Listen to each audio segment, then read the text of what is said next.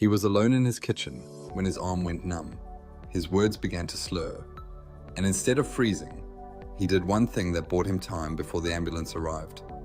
I'm Dr. Howard Tucker. I've spent decades studying longevity, emergency medicine, and what actually saves lives after 60. And today's story still stops me cold because this man didn't use luck. He used knowledge. Sitting with me is someone who has spent more than a century observing the human body under pressure, a physician who lived through war, medical revolutions, and the quiet truths modern medicine sometimes forgets. Dr. Shigeaki Hinohara, Japanese physician, longevity expert. Thank you, Howard. What happened to that man was not rare. What he did next was. That's the part I want to slow down on, because most seniors are told strokes are sudden, unstoppable, and purely a matter of fate. But science tells a different story. According to data from the National Institutes of Health and the American Stroke Association, many strokes evolve over minutes, not seconds. That window is small, but it exists. And what you do inside that window can change outcomes. Yes. The body often whispers before it collapses. Weakness, facial heaviness, confusion that feels subtle at first. Most people wait. That waiting is where damage accelerates. So in this episode, we're not talking about prevention from years ago. We're talking about what happens during a stroke, what the body is doing, what the brain is losing, and what one simple action can do to slow that loss. We'll explain why this works physiologically, how it affects blood flow, oxygen delivery, and clot behavior, and why seniors, in particular, respond so strongly to it. But we're not giving away the full method yet, because understanding why it works matters just as much as knowing what to do. Not to replace emergency care, but to protect the brain while help is coming. When people understand the reason, they remember it under stress, and memory saves lives. So stay with us, because what stopped the stroke mid-attack wasn't strength, it wasn't medication, it was timing, positioning, and a body responding exactly as it was designed to. Dr. Hinohara, let's start here. What is actually happening inside the brain in the first moments of a stroke, and why those moments are not as hopeless as people believe? Let's start with the first critical moments, the part most people never see. When a stroke begins, what is actually happening inside the brain before the damage becomes permanent? In the first moments, the brain is not dead. It is panicking. Blood flow slows or becomes blocked. Oxygen drops. Nerve cells stop communicating clearly, but many of them are still alive. They are waiting. That's a key distinction. Waiting, not failing. Because seniors are often told that once a stroke starts, everything is already lost. That belief is dangerous. In reality, the brain enters a survival mode. It reroutes signals. It lowers activity. It tries to protect itself from total collapse. This is why early symptoms feel strange, but not always dramatic. Like heaviness, tingling, trouble forming words, confusion that comes and goes. Exactly. Those are not random. They are warning flares. According to research published by the National Institutes of Health, neurons can survive several minutes with reduced blood flow if oxygen demand is lowered quickly. Which means the clock hasn't run out yet. Correct. But the clock is running. Every second matters. And what the body does during those seconds determines how much tissue survives. So this is where the idea of a mid-attack intervention becomes real. Not stopping the stroke entirely, but slowing the damage. Yes, the brain has what we call a penumbra, a surrounding zone of threatened but salvageable tissue. That zone can be protected temporarily if circulation dynamics change. That's critical, because emergency medicine focuses on restoring blood flow later. But this is about protecting the brain before help arrives. Exactly, and seniors are uniquely affected here. Aging brains are more sensitive to oxygen loss, but they also respond strongly to changes in posture, pressure, and breathing. Which most people never consider during an emergency. Because panic takes over. The body stiffens, blood pressure spikes, oxygen demand increases, that accelerates damage. So the worst thing isn't just the clot, it's the stress response layered on top of it. Correct. Stress narrows vessels further. It increases heart rate, It worsens ischemia. Calming the system is not comfort. It is physiology. And this is where the man in our opening story made a different choice. He didn't fight his body. He worked with it. Yes, he unknowingly supported cerebral perfusion at the exact moment it mattered most. We'll explain how. But before we do, we need to understand one more thing. Why seniors often miss these early signs and why waiting feels reasonable in the moment. Because the symptoms don't feel dramatic. They feel confusing, and confusion delays action. That's where we're going next. Why strokes trick the mind, and how to recognize the moment without fear. One of the most dangerous parts of a stroke isn't the clot, it's the hesitation. Why do so many seniors feel something is wrong but still choose to wait? Because strokes rarely announce themselves loudly at first. They whisper. The brain becomes confused, not alarmed. People feel off, not endangered. That false calm is what delays action. I've seen it in my own patients. They sit down, they tell themselves it will pass. They don't want to overreact. And the brain helps them rationalize. When oxygen drops, judgment weakens. Decision-making slows. The very organ that needs help becomes less able to ask for it. So the stroke interferes with the ability to recognize the stroke. Exactly, this is well documented. Studies in the journal Stroke show that early ischemia reduces executive function first. That means planning, urgency, and judgment decline before strength or consciousness. Which explains why people say things like, "I didn't think it was serious yet." Yes. The brain protects itself emotionally by minimizing danger, especially in seniors who have lived through discomfort before. They are used to pushing through symptoms. There's also fear. Fear of hospitals, fear of being wrong, fear of causing trouble. Fear increases hesitation, and hesitation increases damage. This is why education matters before the emergency, not during it. Because once confusion sets in, logic is already compromised. Correct. That's why rehearsed knowledge saves lives. When the mind cannot reason, it falls back on memory and habit. This brings us back to the man in the kitchen. He didn't decide what to do in that moment. He remembered. Yes, his body responded faster than his fear. That response reduced stress, slowed oxygen demand, and supported blood flow to vulnerable brain tissue. And that response didn't require strength, or medication, or equipment. It required positioning, breathing, and understanding how the body behaves under pressure. Which is exactly what we'll break down next. The principle behind the action. Not the step itself yet, but why it works at a biological level. Because when seniors understand the reason, they don't panic, they act. And acting early is what separates recovery from regret. When we come back, we'll explain the one physiological shift that can buy the brain time during a stroke, and why it works even before medical treatment begins. Now we reach the turning point, the part people don't expect. What actually buys the brain time during a stroke before treatment begins?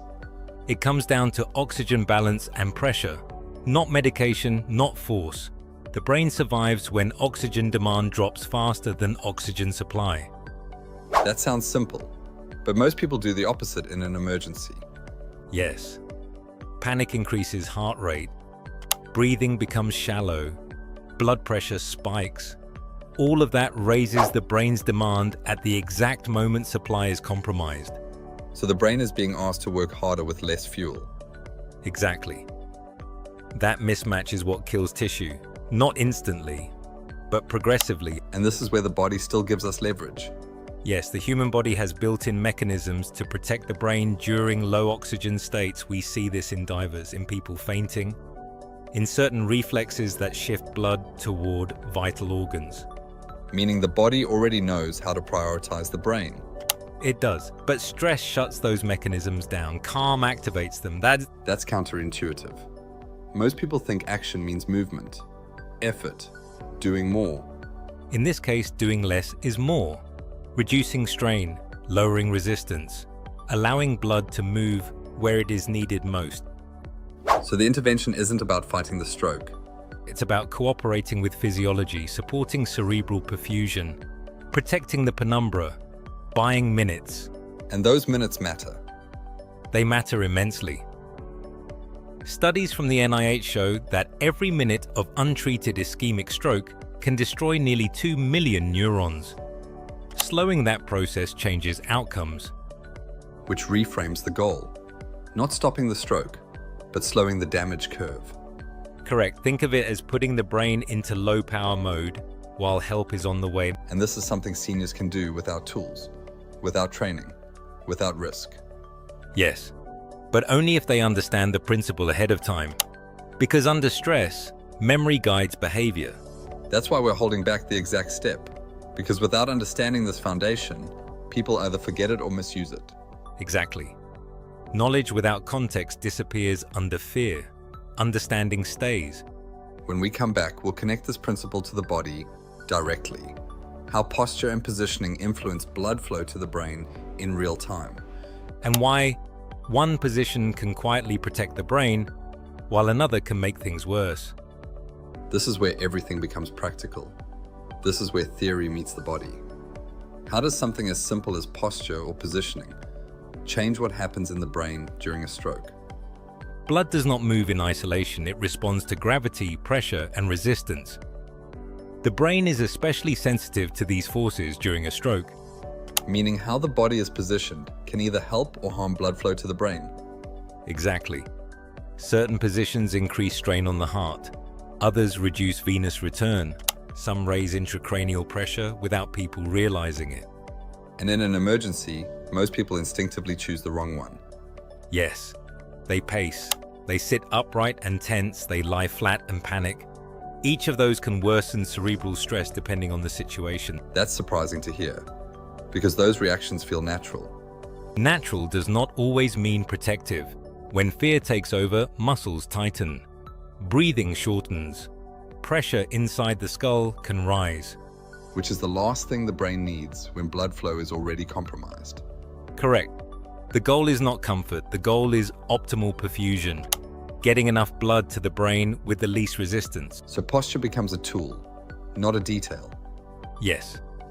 Studies in emergency neurology show that head and body positioning can influence cerebral blood flow within seconds, especially in older adults.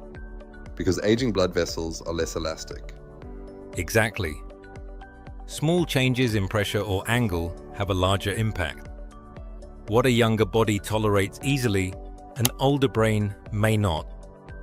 This explains why seniors can worsen a stroke unintentionally. Without knowing it, they strain, they brace, they hold their breath. All of this steals oxygen from vulnerable brain tissue. And the man in our story avoided that trap. He did. His body entered a protective state instead of a defensive one. That decision didn't happen by accident. No. It happened because he had heard this information before. He didn't need to think. He remembered. Which brings us to the most important question. When exactly should this be used? And when should it not? Because timing matters and misuse matters. That's where we're going next. Who this is for, who it's not for, and how to recognize the right moment without guessing.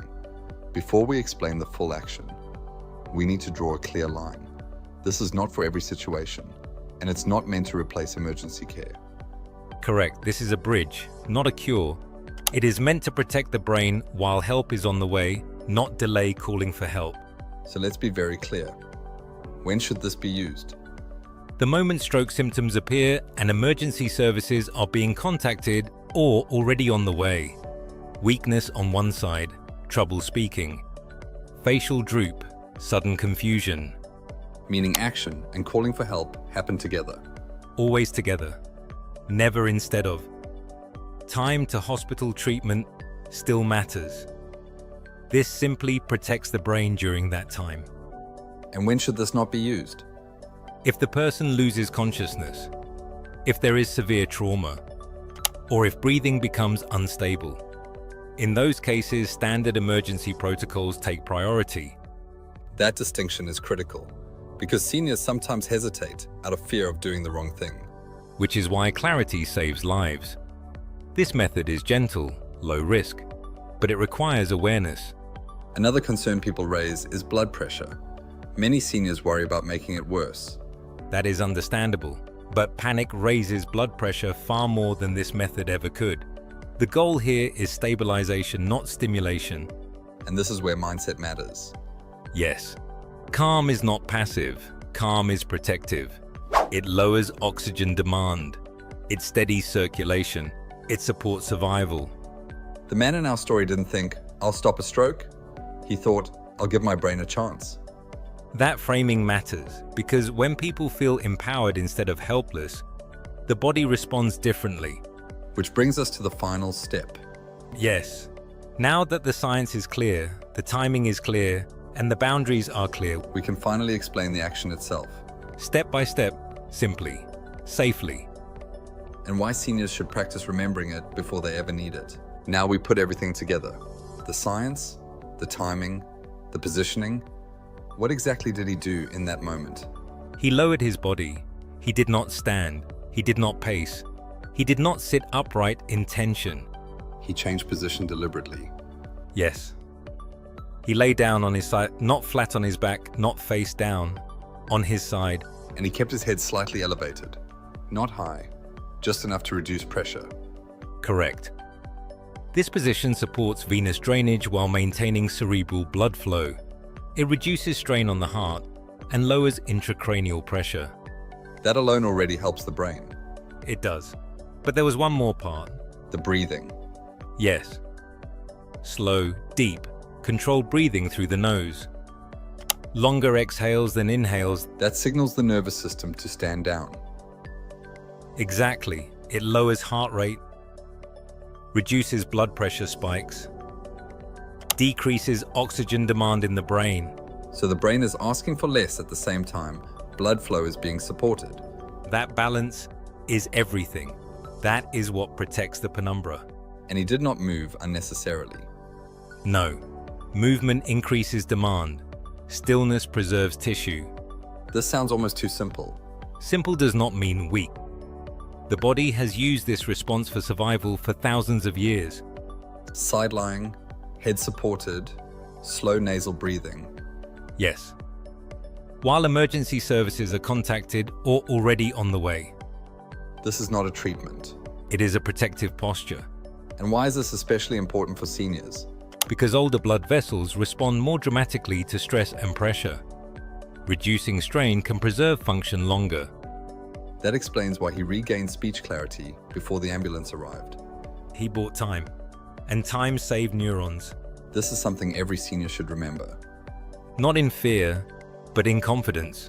Because knowing what to do replaces panic with purpose. And purpose changes physiology. In our final section, we'll talk about how to remember this under stress and how to mentally rehearse it so it comes automatically. Because preparation, not reaction, is what truly saves lives. Knowing this only helps if it comes back to you in the moment.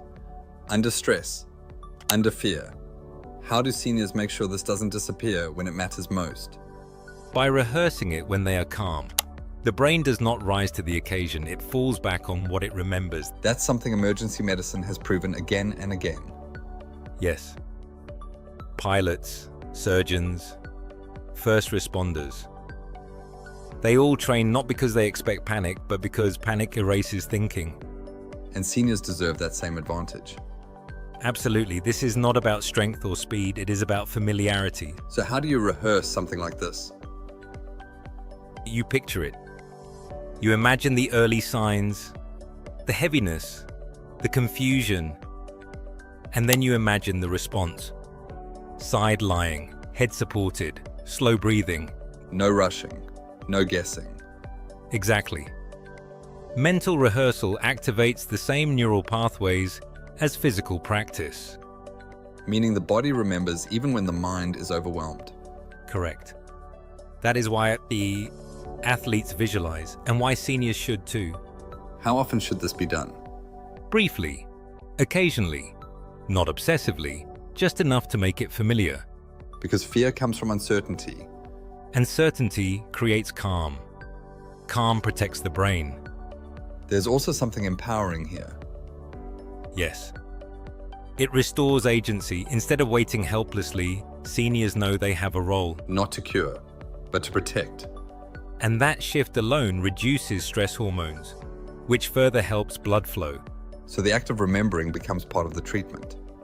Exactly, the brain responds to belief and preparation. That's a powerful thought. It is, because aging does not mean surrender. It means wisdom. In our final moments, I want to leave listeners with one clear takeaway. A sentence they can remember. Something simple, something steady. Most people think survival comes down to strength, or speed, or luck. But what saved this man wasn't any of those. It was memory, and the body's ability to respond when the mind could not. He didn't fight the stroke. He didn't outthink it. He gave his brain space, time, oxygen. And that raises a quiet question. How many outcomes change not because of medicine, but because of what happens in the minutes before medicine arrives? That question matters, because emergencies don't ask if you're ready. They only reveal whether you are. If this information never needs to be used, that's the best outcome. But if it does, remembering it could mean the difference between recovery and loss. Side, support, slow breath. Simple, human, powerful. And here's what most people never realize. The body already knows how to survive. It just waits for permission. The next time your body whispers, will you know how to listen?